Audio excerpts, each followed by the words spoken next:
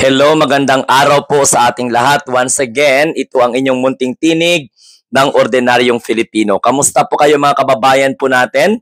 From Luzon, Visayas, and Mindanao. And syempre, sa mga kababayan po natin abroad na mga makabayan, makatao, makakalikasan, makadiyos, at makabansa. Hindi katulad ng mga Duterte supporters na hindi na alam kung ano yung tama sa mali pagdating po sa political principle. Ayun, bago po tayo mag-umpisa, wag na lang kayong magkalimot na mag-share, like at saka mag-subscribe. Simple lang naman yung hinihingi ko sa inyo.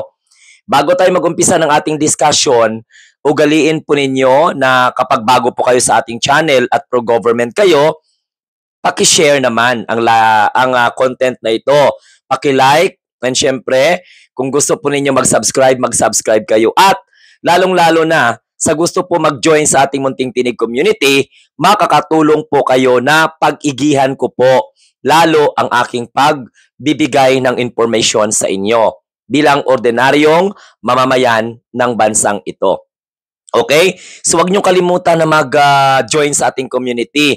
Mamili kayo dyan sa kung ano lang po yung inyong kaya bilang suporta po. At by the way, maraming salamat sa mga nagpa-GCash, naga-super chat, naga-super sticker after po ng ating content. Maraming salamat. Don't forget to click the notification bell para lalo po kayong manonotify every time na po na mag-live ako at gagawa po ako ng content katulad po dito. So mag-umpisa na po tayo dahil alam naman natin na si Amy Marcos ay actually pinapagalitan na ako ng mga subscriber ko na, Sir Glenn, or Munting Tinig, huwag mo nang tawaging Marcos yan si Amy kasi parang hindi naman yan Marcos. Pero minsan, natatawag natin siya, no? Okay, sige. By the way, ito pang pag-uusapan natin. Itong pro-Duterte hearing ni Amy Marcos, Amy Duterte, Amy Lacson, bahala kayo dyan kung ano po ang gusto ninyong itawag sa kanya. Basta ako nawalan ako ng respeto sa kanya at hindi lamang po ako, marami pong mga kababayan po natin, pati po ang mga maka-Duterte, galit na rin kay Amy kasi nga halos isumpa siya. So sa mga loyalista, halos isumpa din siya. Okay? So pag-usapan natin itong hearing ni Amy Marcos, Lacson or Duterte, na kasama ni Bongo, na Alipores, bataan ni Rodrigo Duterte, na nakakulong doon ngayon sa International Criminal Court, tatay ng mga Duterte hindi po nag-iisip. Ngayon, ito pa, si Bato de la Rosa, na isa din po sa mga nanganganib na labasan again ng warrant of arrest ng International Criminal Court. Plus, itong si Cayetano, na hindi mo naman alam kung ano ba talaga yung pakay niya. Gusto ata maging Pangulo to sa 2028 or di kaya'y tatakbo ulit siguro tong Vice President. Now, pag-usapan natin, naku, ang pro-Duterte hearing ni Amy sa pangalawang pagkakataon. Ayun, nilangaw, ininjan. Pero in fairness, gusto kong ipagmalaki ang Marcos administration dahil first hearing pa lang na sinagawa ng committee ni Amy, Committee on Foreign Relations, dumalo po halos lahat ng mga cabinet officials na pinatawag po sa nasabing hearing. Ngayong araw, April 3, 2025, ayon, walang sumipot sa cabinet officials ng ating gobyerno dahil po sa in-invoke nila yung executive privilege.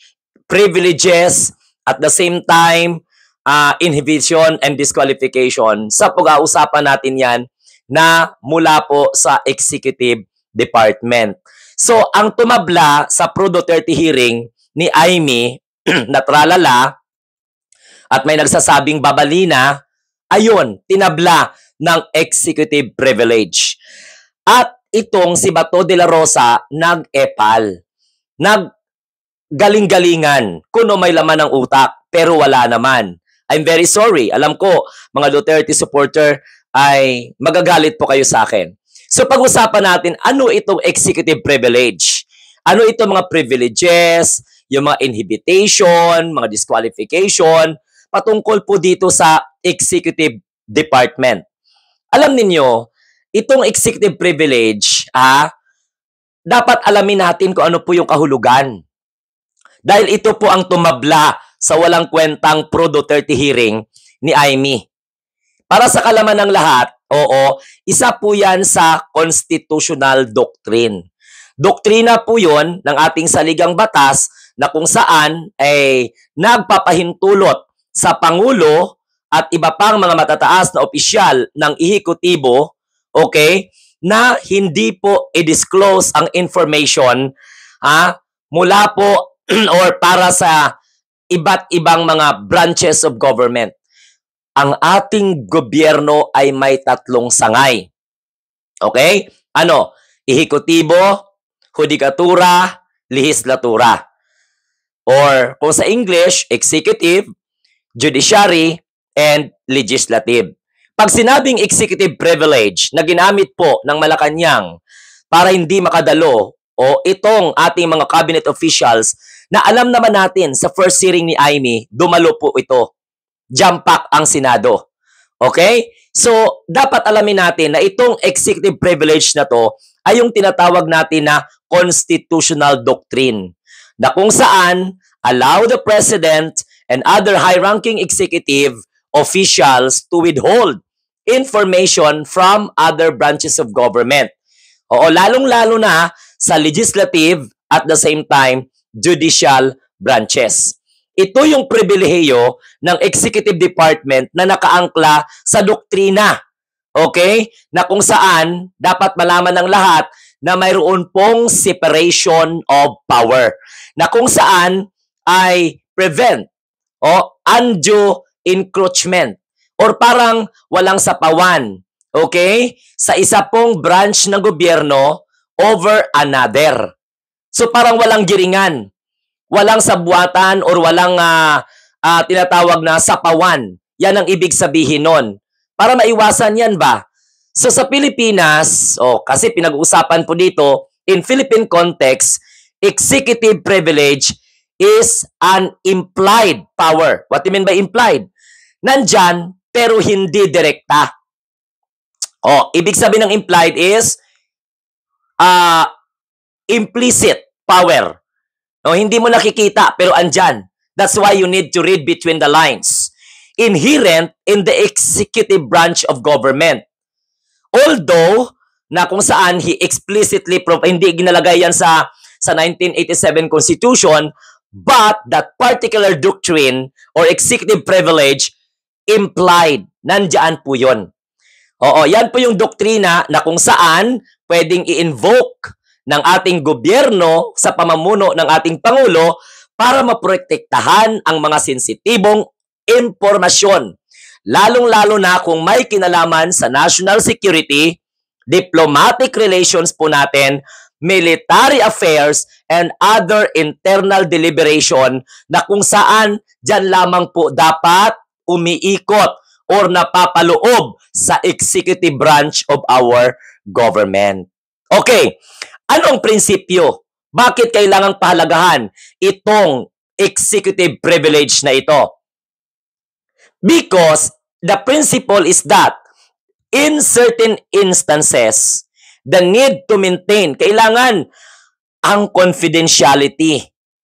O kailangan ibabalance mo yan. So you need to outweigh confidentiality. Kailangan iangkla doon ang disclosure or transparency? Sometimes hindi. Okay? Kasi hindi mo kailangan na ibuyang-yang kung ano po yung mga napag-usapan sa executive branch of government or mga pulisiya or mga mandato. Okay, so ano po yung, sir, legal ba yan? Bakit? So ibig sabihin, powerful pala yan. Power pala yan. Correct. Pero angkla sa legal basis. Kasi kung titingnan mo ang 1987 Constitution of the Republic of the Philippines, does not explicitly mention. Hindi po nakalagay yan sa 1987 Constitution yung executive privilege na yan. Kung baga, nag-i-exist lang yan kapag i-interpret na ng judiciary. Judiciary po ang nagbibigay linaw sa prinsipyo of separation of power at needs to preserve the independence and at the same time, the efficiency of the executive branch. So sir, ganito po yun. May mga bagay na may mga tinatawag po na precedent.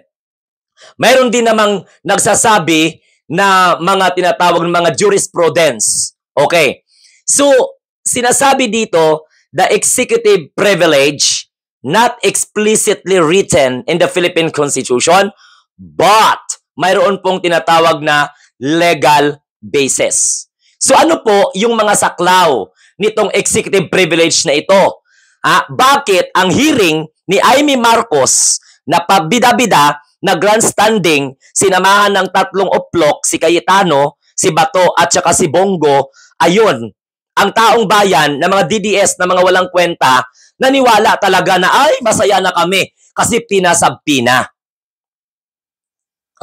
Nakalimutan ng mga ulupong na ito na panahon ni Rodrigo Duterte, ang mga membro ng kanyang gabinete na iniimbestigahan ng House of Representatives ng Senado, hindi niya pinadalo.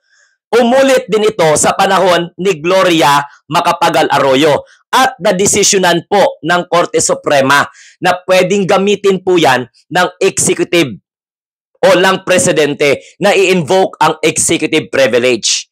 Kasi baka may masabi na kung saan ay makaapekto sa national security natin. May mga information na pinag-uusapan within the executive branch of government that not need to be disclosed at hindi i-apply ang principles of transparency. Kaya may confidentiality. Sa punto na ito, sa paghuli kay Rodrigo Duterte, alangan ibuyang-yang natin kung ano yung strategy ng Pilipinas. Meron tayong diplomatic relations.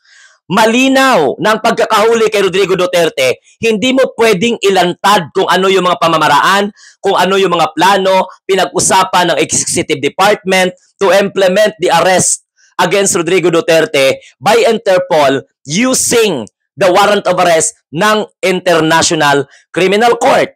Kasi klaro-klaro po dito na kung saan itong executive privilege na to ay hindi mo pwedeng sabihin.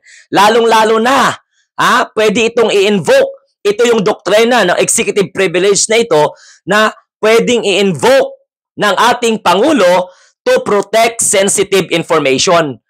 Alangan ibuyang-yang natin kung paano hinuli si Digong, paano pinagplanuhan, ilang buwan, dinabisto yung ating mga style, yung ating mga strategy para mabitag or mahuli natin ang mga kriminal. So it concerned national security, Amy Marcos, Bongo, Bato de la Rosa, and Cayetano, at sa mga DDS, naintindihan po ninyo? Pwede din sa diplomatic relations. Why? Because we are a member of Interpol. Hindi lamang po tayo, may halos 200 bansa na miyembro ng International Police.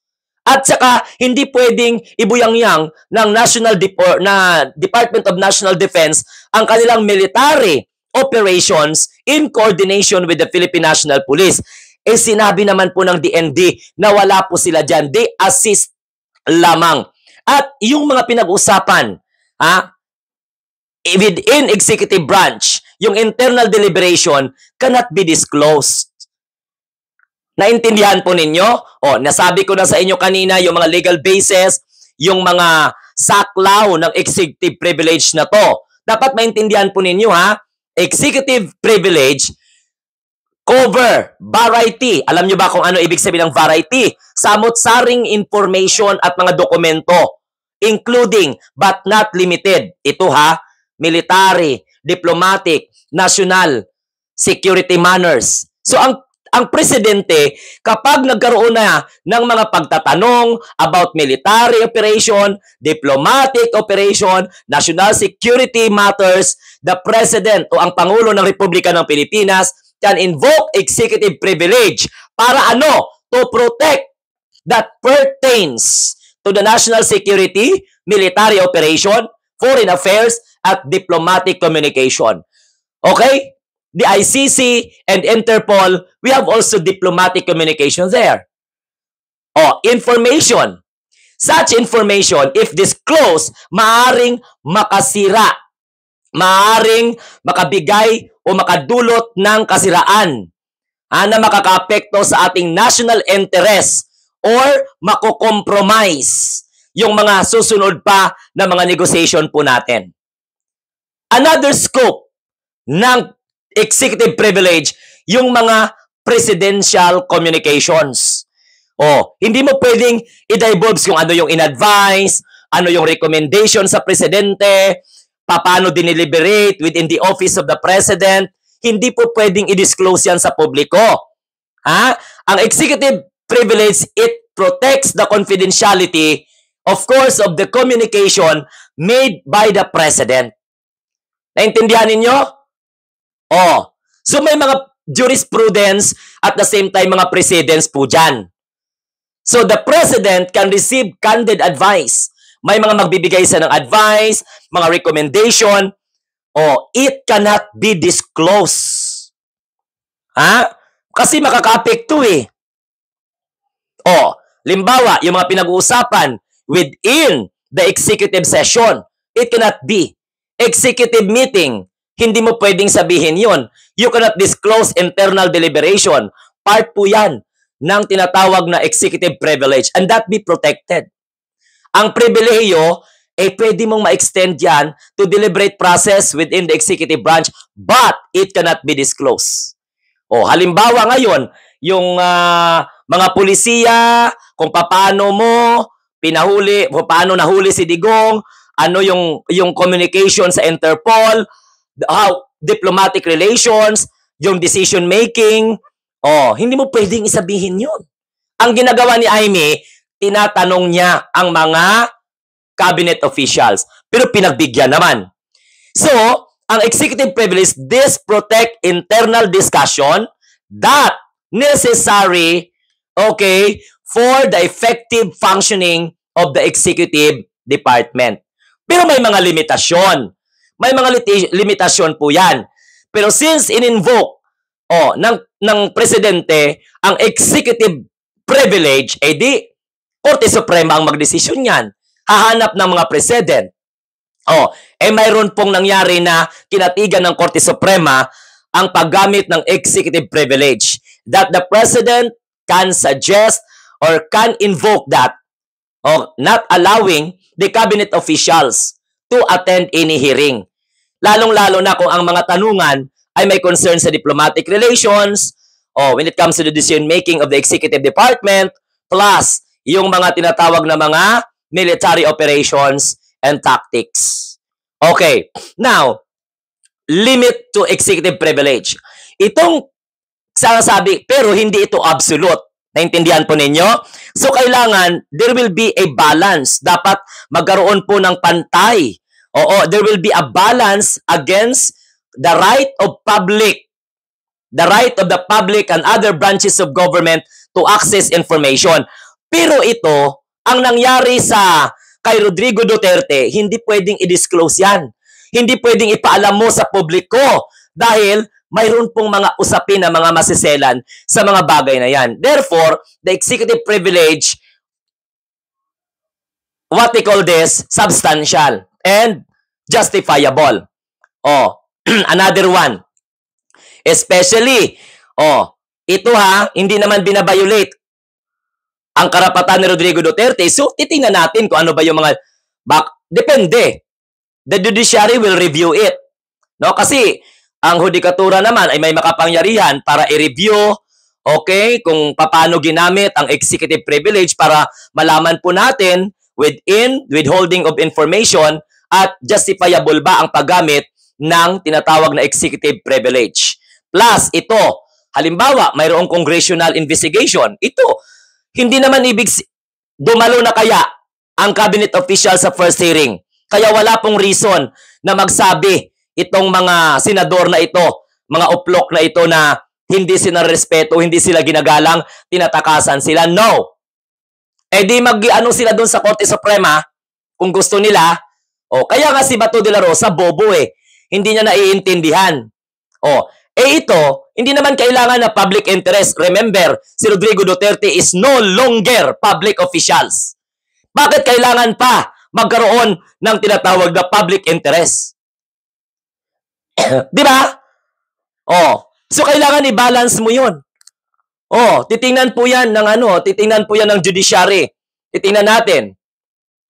Ito hindi naman to criminal investigation. Wala naman karapatan ang Senado mag-intervene sa kaso ni Rodrigo Duterte dahil, to be honest, wala nga silang jurisdiction. Ang may jurisdiction dyan ay ang ICC sa kaso ni Rodrigo Duterte. So kung paano dinampot si Rodrigo Duterte ng Interpol, ay titingnan po ninyo yan. So, again, itong executive privilege na to ay may tinatawag na dapat titingnan natin sa scope of limitations or what we call this legislative framework. So while there is a comprehensive statute in the Philippines or status, lalong-lalo na kung paano po natin bigyan ng kahulugan itong scope of executive privilege, marami pong mga constitutional provision. May mga batas, administrative, others regulate its application. Pwede. Siguro, pero that's what we call power implicitly attached in the 1987 Constitution. So, tandaan po ninyo, dami-dami pong executive privilege at marami-rami din po dyan kung ano po yung mga jurisprudence, yung constitutionality, it depends on. Kaya dapat ang taong bayan malaman na pag sinabi natin executive privilege, mayroon pong iba't iba yan. Okay. So, in the Philippine context, kasi nasa bansa tayo ng Pilipinas, itong executive privilege ay pwede po natin itong i-define, malawakan, at pwede natin itong i-categorize. Dapat i-discuss to. Okay, unang-una, ang Estado, mayroong tinatawag na state secret privilege. Iyan ang state secret privilege, yan yung protektahan ang mga impormasyon na kung saan kapag na-disclose ito, maaring makapagdulot ng kapahamakan at malagay sa alanganin ang national security po natin, ang ating foreign relations at ang ating military operation. So yan, state secret privilege yan. So pwedeng invoke ng executive department kapag alanganin ang ating, what we call this, alanganin ang ating estado. So tandaan po ninyo ang sinasabi ko sa inyo mga kamunting tinig, ang executive privilege ay may iba't ibang mukha, may iba't ibang anyo, may iba't ibang type. Okay, number 1 po dyan, state secret privilege, na hindi mo pwedeng i-disclose ang mga information na may kinalaman dyan sa na maaaring ikakapahamak ng national security, ng foreign relations, plus military operation. Number 1 po. Number 2, okay, the next type of privilege or executive privilege is presidential communication privilege. Yung sinabi ko sa inyo kanina, inulit ko lang, na ito ay sumasaklaw sa mga komunikasyon sa pamamagitan po ng presidente at ng kanyang mga malalapit na mga taga-advise or mga taga-payo. Yan po ay sa pagitan lamang ng presidente at mga ibang mga matataas na opisyal dyan po sa executive department, na kung saan intended, protect candid advice and discussion. So hindi mo pwedeng sabihin yan kahit tanungin ka ng Kongreso or tanungin ka ng Senado. Katulad ng ginagawa nila Amy Marcos. Hindi mo pwede yon. Yan ay presidential communication privileges. Yung mga advice, yung mga suggestions ng mga close ng ating presidente plus yung mga high-ranking officials. So ang ginagawa ni Amy Marcos, pinipilit niyang tinatanong bla bla bla bla bla bla kasi ginagago nila ang mga tao. Di ba? Number 3 types of executive privilege, deliberative process privilege. Hindi pwedeng basta-basta na lang sabihin ng mga senador, ano mga dokumento, bla bla bla bla bla. No! Dahil pong deliberative process privilege to yan, pinoprotektahan po yung mga dokumento, yung mga communications na kung saan ay nakalagay dyan yung mga advisory, yung mga opinion, yung mga recommendation na dinideliberate, na kung saan bahagi po ng decision-making process.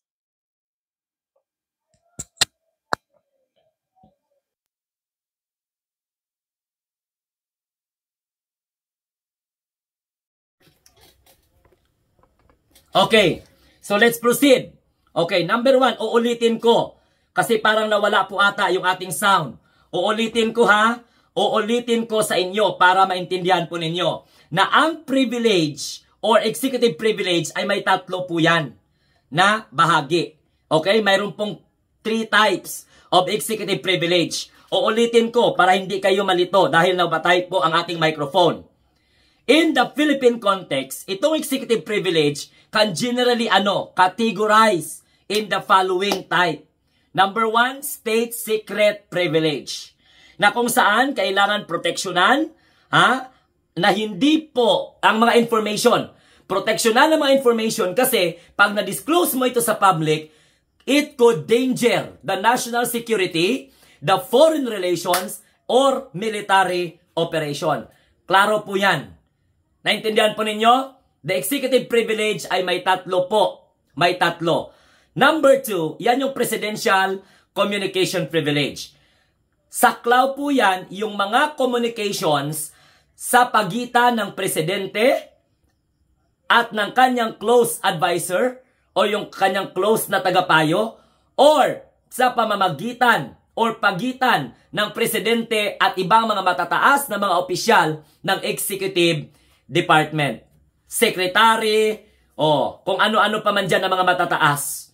Now, plus, anong pakay nito ng Presidential Communication Privilege? Para maproteksyonan kung ano man yung mga mabibigat na mga advice, mga suggestions, mga recommendations na mga nabanggit po natin na mga high-ranking executive officials or close advisor to the President. Next, mga kamunting tinig, deliberative process.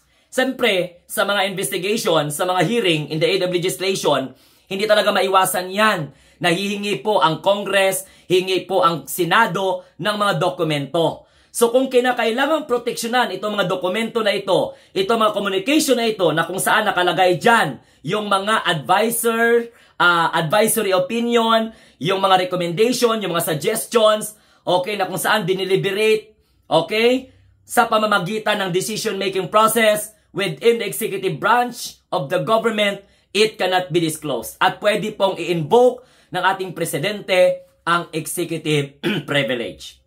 Now, mayroon pong mga judicial and legislative checks on executive privilege. Sabi ko nga sa inyo, pwedeng i-review ng korte. Pwede din itong labanan ng legislative sa pamamagitan po ng oversight. Pero, it cannot compel the decision of the President. Okay. So, naintindihan po ninyo? Okay, very good. Sana naintindihan po ninyo. Now, in conclusion, itong executive privilege is what we call this, fundamental aspects of the President power. Na talagang ginawa ito, dinisign ito para maproteksyonan ang confidentiality ng mga sensitibong informasyon at masigurado ang epektibo na pag-function ng executive branch of government. Kasi hindi lang pwedeng pakialaman mo lahat.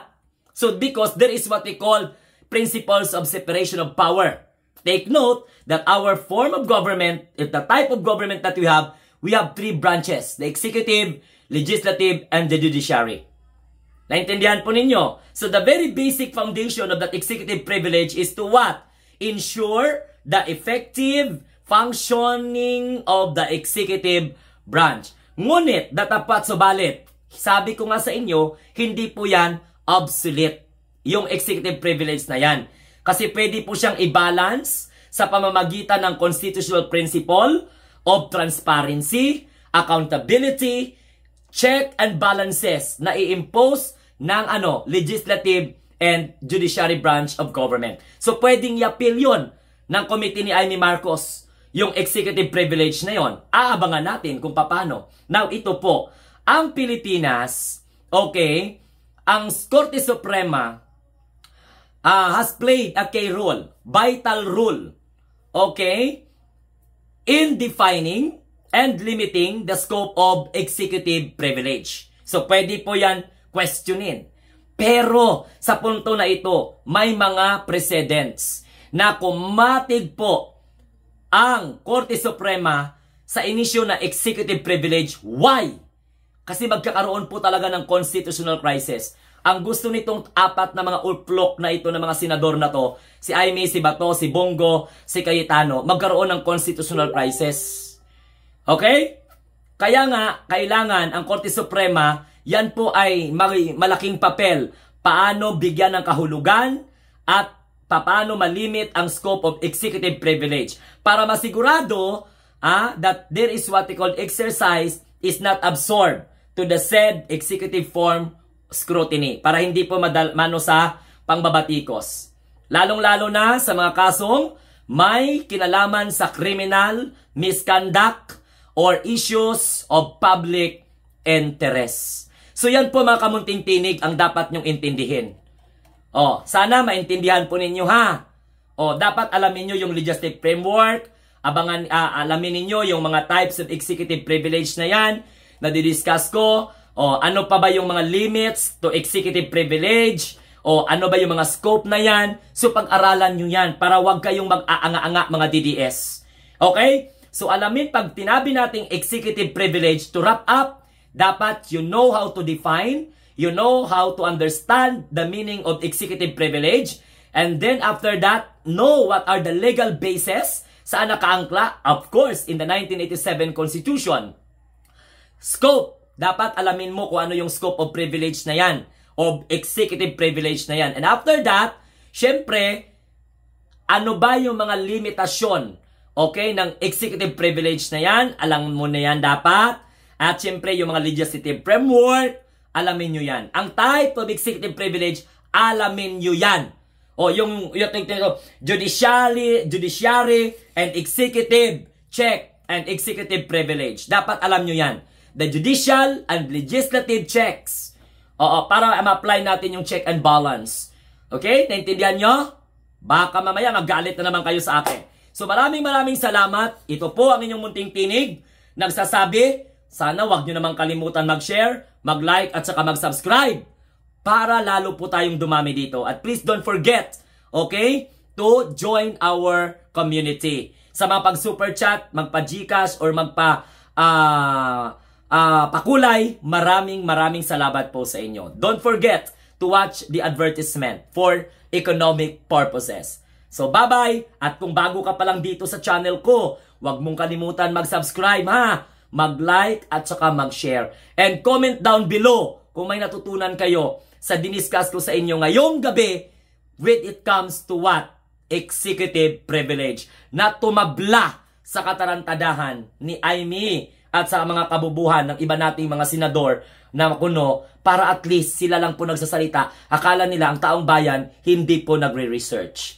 Okay? Maraming salamat po. Hanggang sa muli. Ito ang inyong lingkod, ang munting tinig ng ordinaryong Filipino. Have a nice day and God bless everyone. Adios, mabuhay ang mga bagong Pilipino sa bagong Pilipinas.